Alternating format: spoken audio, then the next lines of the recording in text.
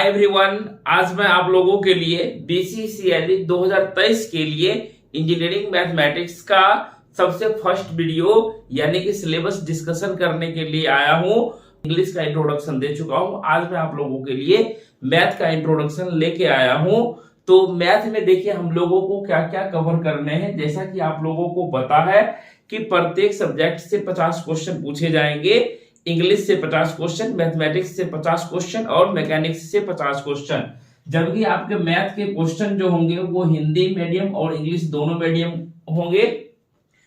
तो इसमें जो है कि आप बोर्ड पे जो लिखे देख रहे हैं ये आपका क्या है, टॉपिक पढ़ना है, इतने टॉपिक को कवर करना है।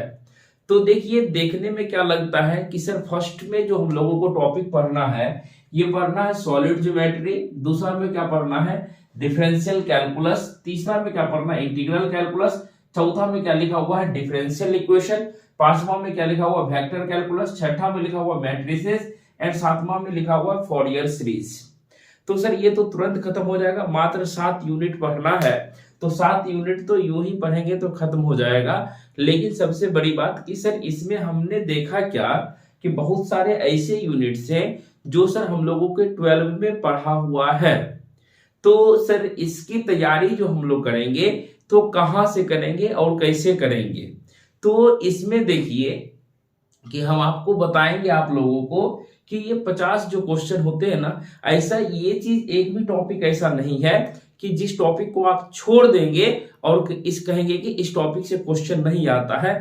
सभी टॉपिक से क्वेश्चन आपको आते हैं, सभी टॉपिक कवर करना पड़ेगा। तो सर बीसीसीएल 2023 का एग्जाम कब होने वाला है? तो बीसीसीएल 2023 का एग्जाम हर साल की भांति जो है कि जुलाई में या तो अगस्त में हर हालत में कंडक्ट हो जाएगी, इसमें कोई भी मर्जी नहीं है। और दिक्कतें किस बच्चे के लिए है? दिक्कतें उस बच्चे के लिए है जो अभी 6 सेमेस्टर में पढ़ रहे हैं, यानी कि 6 सेमेस्टर में पढ़ेंगे और वो जो है कि लीट का एग्जाम देंगे।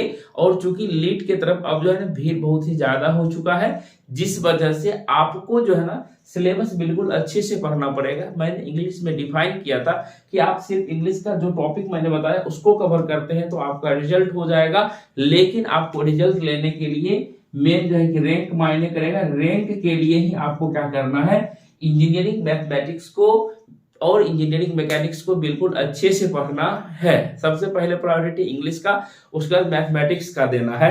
तो सर ये क्या आपने बताया सॉलिड ज्योमेट्री, डिफरेंशियल कैलकुलस या इंटीग्रल, सर ये सभी चीज तो सोना सोना सा लग रहा है।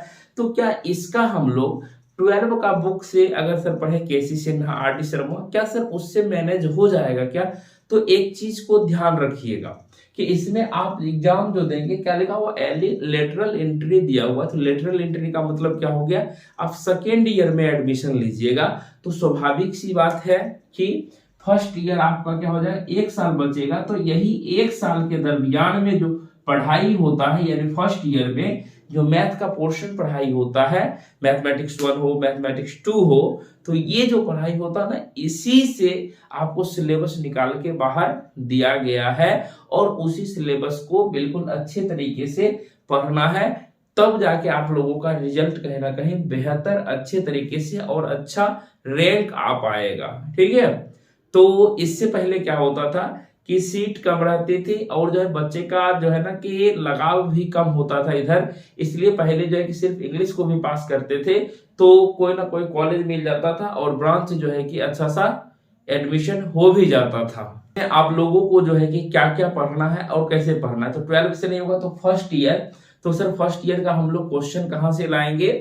तो देखिए इसमें जो है ना कि फर्स्ट ईयर नहीं कहिए, जो आईआईटी का एग्जाम देते हैं या 11 12 बाद JEE सब होता है ना, उसमें जो एग्जाम होता है उस टॉपिक से जो है कि क्वेश्चन उठाए जाते हैं कहीं ना कहीं। लेकिन लेवल आपका क्या होना चाहिए, अप होता है यहाँ से। ठीक है, तो देखिए इसमें जो हमको पढ़ना है सॉलिड ज्योमेट्री। सॉलिड का मतलब क्या होता है, देखिए यहाँ से साफ साफ सॉलिड आप लोग जानते हैं, 3D के बारे में जानते होंगे और 2D के बारे में जानते होंगे। तो 2D नहीं पढ़ना है, हम लोगों को क्या पढ़ना है 3D यानी कि 3 डायमेंशनल के बारे में हम लोगों को नॉलेज बिल्कुल अच्छे तरीके से होना चाहिए।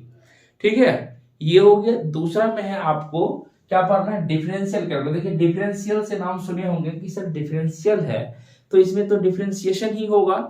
लेकिन नहीं, आपको क्या करना है, फंक्शन भी पढ़ना है, लिमिट भी पढ़ना है, मैक्सिमम मिनिमम भी पढ़ना है। उसके बाद आपको क्या करना है, डिफरेंशिएशन पढ़ना है। और सिर्फ डिफरेंशिएशन से काम नहीं चलेगा, डिफरेंशिएशन भी वो हायर लेवल का डिफरेंशिएशन भी चलता है। उसी तरीके से देखिए यहाँ पे लिखा हुआ इंटीग्रल। सर इंटीग्रल से आपके मन में चला होगा कि सर सिर्फ इंटीग्रेशन पढ़ लेंगे तो हो जाएगा क्या? नहीं, इंटीग्रेशन में भी आपको पूरा डीपली जाना है। क्या कि आपको इंटीग्रेशन का प्रिंसिपल आना चाहिए, बेसिक नॉलेज इंटीग्रेशन के बारे में होना चाहिए। इंटीग्रेशन में जानते हैं आप लोग क्या कि सर डिफिनिट जानते हैं, इंडेफिनिट जानते हैं, और क्या एप्लीकेशन ऑफ इंटीग्रेशन जानते हैं। तो आप लोग इंटीग्रेशन जो पढ़े होंगे अभी तक में, एक बार इंटीग्रेशन पढ़े होंगे कि एक बार करने के लिए, लेकिन इसमें आपको क्या करना है, 2 बार भी सीखना है, 3 बार तक इंटीग्रेशन को सीखना है। यानी कि सरफेस एरिया किस तरीके से निकालेंगे, वॉल्यूम किस तरीके से निकालेंगे, वो सब की भी चर्चा यहाँ पर होती है। अलग अलग वैज्ञानिक अलग अलग जो है कि थ्योरम है, उस थ्योरम से क्वेश्चन आपको देखने के लिए मिलते हैं। नेक्स्ट देखिए आपका जो है कि डिफरेंशियल इक्वेशन। देखिए डिफरेंशियल इक्वेशन जो है आप पढ़े होंगे डिप्लोमा में कि डिफरेंशियल इक्वेशन में हम लोग ऑर्डर निकालने के लिए, डिग्री निकालने के लिए सीखते हैं।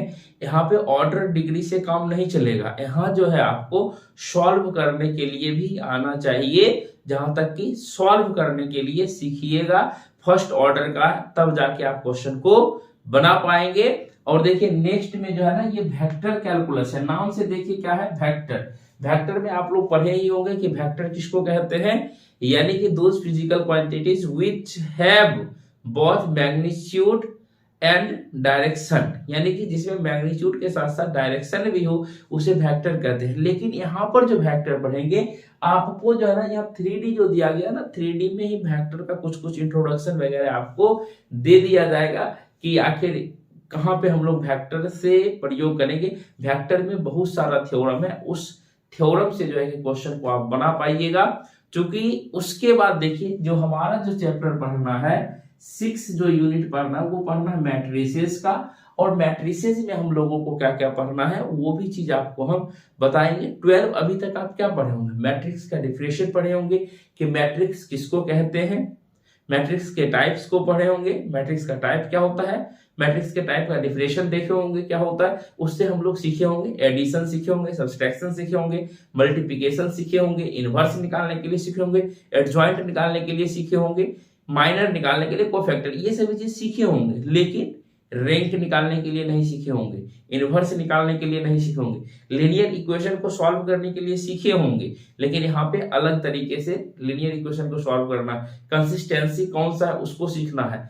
आइगन वैल्यू नहीं सुने होंगे, आइगन वेक्टर नहीं सुने होंगे, तो आइगन वैल्यू आइगन वेक्टर भी आपको यहाँ पर सीखना पड़ेगा निकालने के लिए। नेक्स्ट देखिए लास्ट जो है आपका फॉरियर सीरीज है, इस फॉरियर सीरीज के बारे में भी आपको बिल्कुल अच्छे तरीके से सीखना पड़ेगा।